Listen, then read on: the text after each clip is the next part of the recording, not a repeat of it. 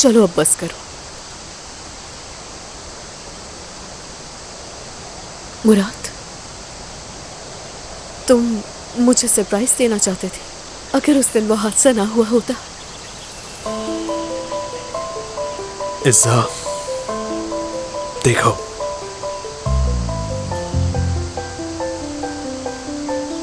हम अपनी दादी के घर पर मजीद इस तरह नहीं रह सकते।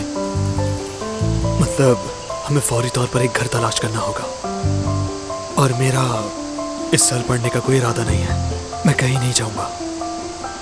और तुम तो जानती हो कि मेरी मॉम और मेरी बहन को मेरी कितनी ज़रूरत है। और इस वक्त अपने बारे में सोचना खुद गर्जी होगी। मैं जानती हूँ अच्छी तरह।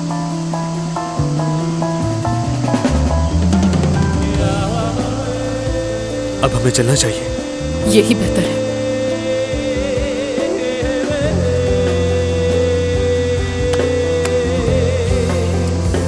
इज़्ज़ा, तुम इतनी जल्दी कहाँ जा रही हो? रुको तो सही। बुटीक जा रही हूँ मैं। बहुत सारा पेंडिंग काम पड़ा है, वो करना है मुझे। कुछ लोग दुकान में घुस आए, सब कुछ तोड़ दिया, दुकान बर्बाद कर दी। क्या कह रही हो तुम? किसने किया है ये सब? क्या हुआ? इतना फिक्रमंद होने का दिखावा कर रहे हो? सुबह मालिक मकान भी आया था, घर खाली करने का बोल रहा था। ऐसे कैसे घर खाली करने का कह दिया? मैं ये नहीं होने दूंगा, बात करूंगा उससे। मगर तुम तो इबाद के साथ रहने वाले हो ना, तुम्हें इससे कोई गर्ज नहीं होना चाहिए। मॉम रात भर नहीं सो सकी, कोई परवाह है तुम्हें? हाँ, कोई परवाह नहीं है। मेरा दिमाग खराब हो गया है। मॉम को तुम्हारी जरूरत है इस वक्त, और मुझे भी।